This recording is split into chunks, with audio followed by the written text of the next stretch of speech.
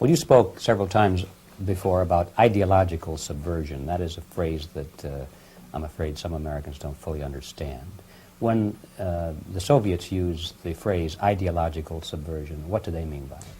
Ideological subversion is the process which is legitimate, overt, and open. You can see it with your own eyes. All you have to do, all American mass media has to do, is to unplug their bananas from their ears, open up their eyes, and they can see it. There is no mystery. There is nothing to do with espionage. I know that espionage intelligence gathering looks more romantic. It sells more deodorants through the advertising, probably. That's why your Hollywood producers are so crazy about James Bond type of thrillers. But in reality, the main emphasis of the KGB is not in the area of intelligence at all.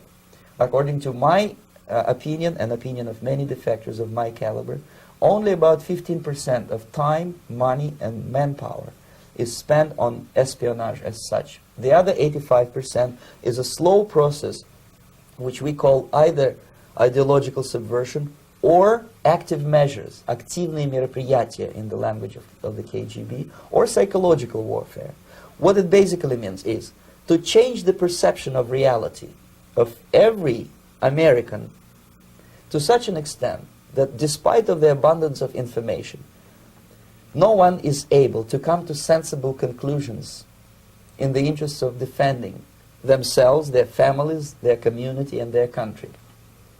It's a great brainwashing process which goes very slow, and it's divided in four basic stages. The first one being demoralization. It takes from 15 to 20 years to demoralize a nation. Why that many years? Because this is the minimum number of years which requires to educate one generation of students in the country of your enemy, exposed to the ideology of the enemy. In other words, Marxism-Leninism ideology is being pumped into the soft heads of at least 3 generations of American students without being challenged or counterbalanced by the basic values of Americanism, American patriotism. The result you can see. Most of the people who graduated in the 60s, dropouts or half-baked intellectuals, are now occupying the positions of power in the government, civil service, business, mass media, educational system. You are stuck with them. You cannot get rid of them. They are contaminated. They are programmed to think and react to certain stimuli in a certain pattern. You cannot change their mind, even if you expose them to authentic information, even if you prove that white is white and black is black, you still cannot change the basic perception and the logic of behavior. In other words, these people, the process of demoralization is complete and irreversible. To get rid of society of these people, you need another 20 or 15 years to educate a new generation of patriotically minded and common sense people who would be acting in favor and in the interests of the United States society. And yet these people who've been programmed and, as you say, in place, and Yes. who are favorable to an opening with the Soviet concept, these are the very people who would be marked for extermination in this country? Most of them, yes. Simply because the psychological shock when they will see in future what the beautiful society of equality and social justice means in practice, obviously they will revolt. They will be very unhappy, frustrated people. And the Marxist-Leninist regime does not tolerate these people. Obviously they will join the links of dissenters, dissidents.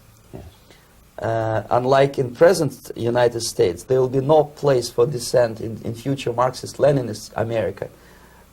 Here you can get popular like Daniel Ellsberg and filthy rich like Jane Fonda for being dissident, for criticizing your Pentagon. In future, these people will be simply squashed like cockroaches.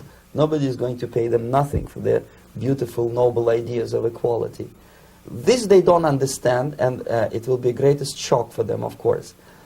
The demoralization process in the United States is basically completed already. For the last 25 years, actually it's overfulfilled, because demoralization now reaches such areas where previously not even Comrade Andropov and all his experts would even dream of such a tremendous success. Most of it is done by Americans to Americans, thanks to lack of moral standards. As I mentioned before, exposure to true information does not matter anymore. A person who was demoralized is unable to assess true information. The facts tell nothing to him. Even if I shower him with information, with authentic proof, with documents, with pictures, even if I take him by force to the Soviet Union and show him concentration camp, he will refuse to believe it until he is going to receive a kick in his fat bottom. When a military boot crashes his, then he will understand, but not before that. That's the tragic of the situation of demoralization. So basically America is stuck with demoralization, and unless, even if you start right now, here, this minute, you start educating new generation of Americans, it will still take you 15 to 20 years to turn the tide of ideological perception of reality back to normalcy and patriotism. The next stage is destabilization. This time, subverter does not care about your ideas and the patterns of your consumption. Whether you eat junk food and get fat and flabby, it doesn't matter anymore.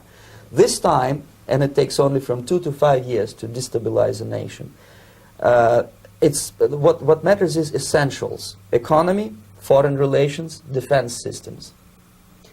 And you can see it quite clearly that in some areas, in such sensitive areas as defense and economy, the influence of Marxist-Leninist ideas in the United States is absolutely fantastic. I could never believe it 14 years ago when I landed in this part of the world, that the process will go that fast. The next stage, of course, is crisis. It may take only up to 6 weeks to bring a country to the verge of crisis. You can see it in Central America now. And after crisis, with a violent change of power, structure, and economy, you have so-called the period of normalization. It may last indefinitely. Normalization is a cynical expression borrowed from Soviet propaganda. When the Soviet tanks moved into Czechoslovakia in '68, Comrade Brezhnev said, "Now the situation in brotherly Czechoslovakia is normalized."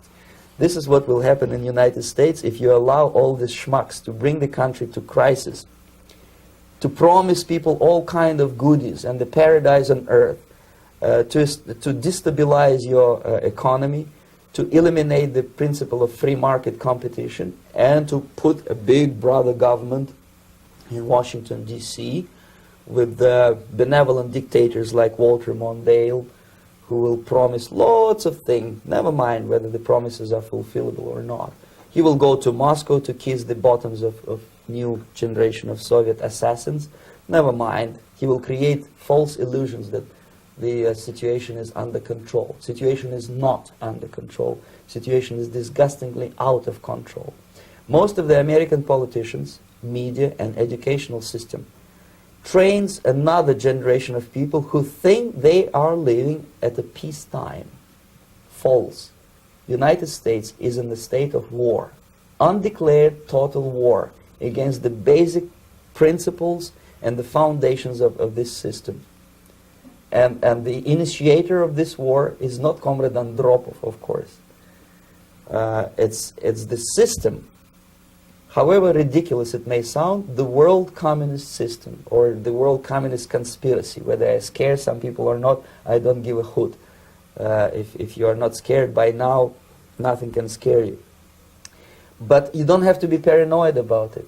What actually happens now, that unlike myself, you have literally several years to live on unless the United States wake up. The time bomb is ticking. With every second, the disaster is coming closer and closer. Unlike myself, you will have nowhere to defect to, unless you want to live in Antarctica with penguins. This is it. This is the last country of freedom and possibility. Okay, so what do we do? What is your recommendation to the American people? Well, the immediate thing that comes to my mind is, of course, There must be a very strong national effort to educate people in the spirit of real patriotism, number one. Number two, to explain them the real danger of socialist, communist, whatever, welfare state, big brother government. If people will fail to grasp the impending danger of that development, nothing ever can help United States. You may kiss goodbye to your freedom, including freedoms to homosexuals, to prison inmate. All this freedom will vanish, evaporate in 5 seconds, including your precious lives.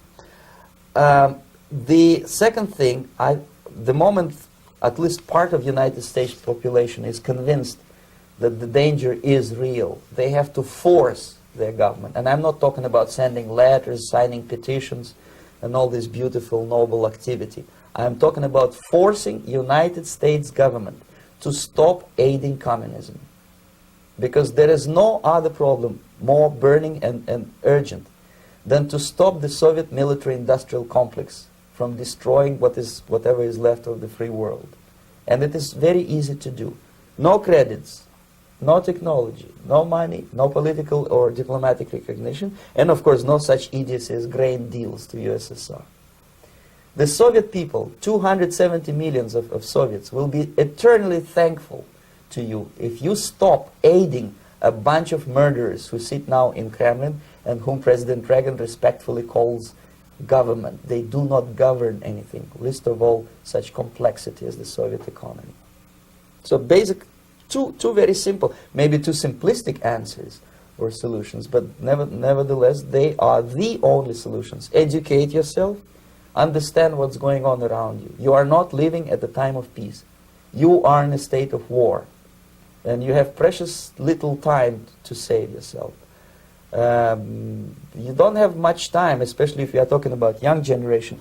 There's not much time left for convulsions to the beautiful disco music. Very soon it will go, just overnight. If we are talking about capitalists or wealthy businessmen, I think they are selling the rope on which they will hang very soon. If they don't stop, if they cannot curb their unsettled desire for profit, and if they keep on trading with the monster of the Soviet communism, they are going to hang very soon. And they will pray to be killed, but unfortunately they will be sent to Alaska probably to manage industry of slaves. It's simplistic. I know it sounds unpleasant. I know Americans don't like to listen to things which are unpleasant. But I have defected not to tell you the stories about such idiocy as microfilm, James Bond type espionage. This is garbage. You don't need any espionage anymore. I have come to talk about survival. It's a question of survival of this system. You may ask me, what is it in for me? Survival, obviously, because unlike, as I said, I am now in your boat. If we sing together, we'll sing beautifully together. There is no other place on this planet to defect to.